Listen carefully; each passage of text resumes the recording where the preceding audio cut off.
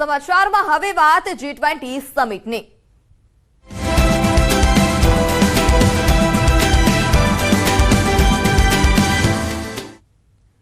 દિલ્હીમાં આજથી G20 summit સત્તાવાર રીતે શરૂ થવા જઈ રહી છે। પીએમ મોદી સહિતના નેતાઓ ભારત મંડપમ પહોંચી ગયા છે। વિવિધ દેશોના જે અધિકારીઓ છે, પ્રતિનિધિઓ છે, તે પ્રગતિ મેદાન સ્થિત ભારત મંડપમ ખાતે આવવાનું શરૂ કરશે।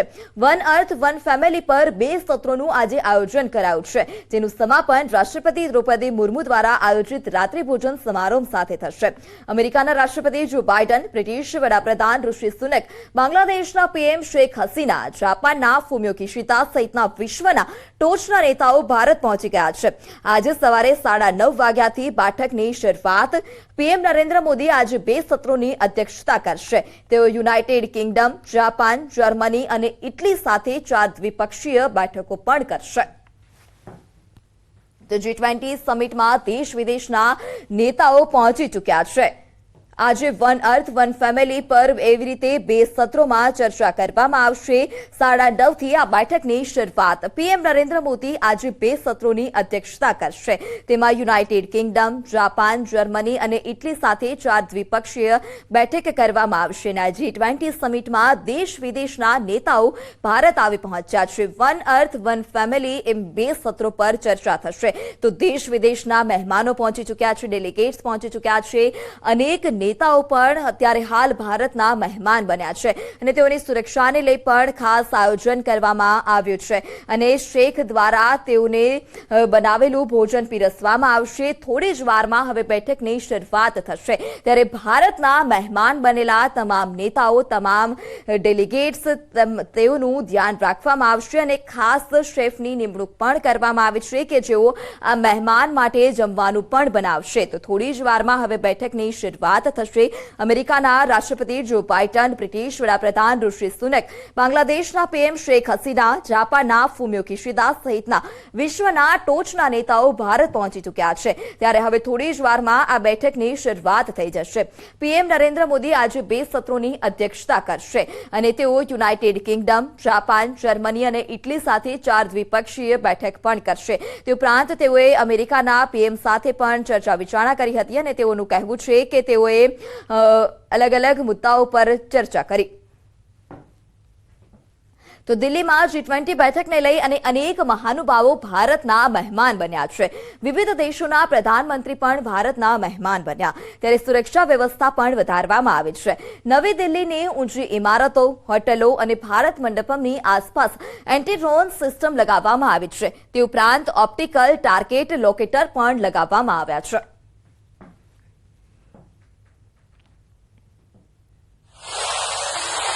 राजधानी दिल्ली के अंदर में कई ऊंची इमारतें, होटल के ऊपर में एंटी ड्रोन सिस्टम, इसके साथ ही ऑप्टिकल टारगेट लोकेटर उसको लगाया गया है, जिससे कि राजधानी दिल्ली के अंदर में अगर कहीं भी कोई संदिग्ध गतिविधियां होती हैं तो तत्काल प्रभाव पर उस पर एक्शन किया जा सके। हालांकि जिस तरह से एंटी ड्रोन सिस्टम की अगर बात करें तो एंटी ड्रोन सिस्टम जो है कई ऊंची ऊंची इमारतों पे इसलिए लगाया गया है जिससे कि वहां पर हर एक गतिविधियों पर नजर रखा जाए।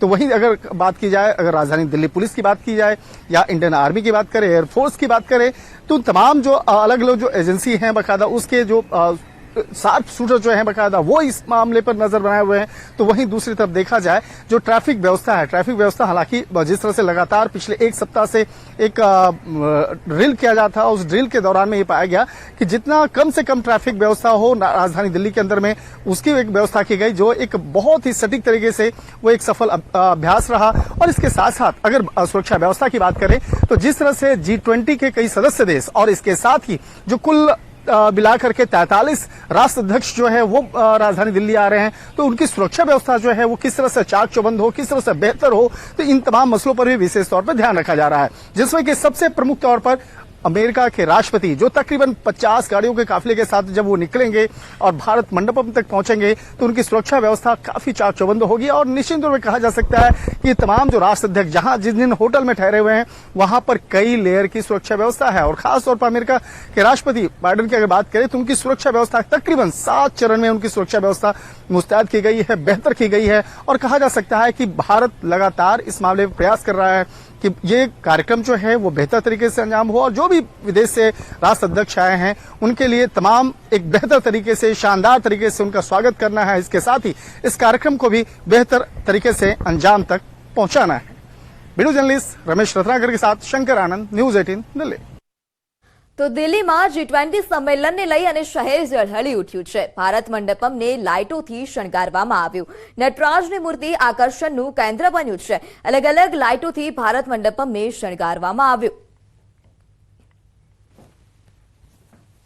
G20 लीडर्स समिट का आगाज हो चुका है और शनिवार और रविवार को भारत मंडपम में इसकी बैठक होगी। आपको बता दें हमारे पीछे भारत मंडपम है जो इस वक्त जगमगा रहा है। तमाम लेजर लाइट से अलग अलग रंगों से सज गया है भारत मंडपम और सामने आप देख पा रहे होंगे नटराज की बड़ी सी मूर्ति जो जिसको लेकर काफी चर्चा भी थी पिछले दिनों और उसके साथ में जो तमाम मुल्कों के झंडे हैं, जो उनके ध्वज हैं, वो आपको वहां पे लाइन में सामने नजर आएंगे। तो फिलहाल जो माहौल रात का है वो एकदम अलग है यहां भारत मंडपम में और कल इसकी शुरुआत होगी जब यहां पर दुनिया के 20 बड़ी इकोनॉमीज के लीडर्स एकजुट होंगे दुनिया के बड़े मसलों पर बात करने के लिए, वो भी तब जब भारत G20 की अध्यक्षता कर रहा है। शैलेंद्र वांगू, न्यूज़ 18 नेटवर्क, नई दिल्ली।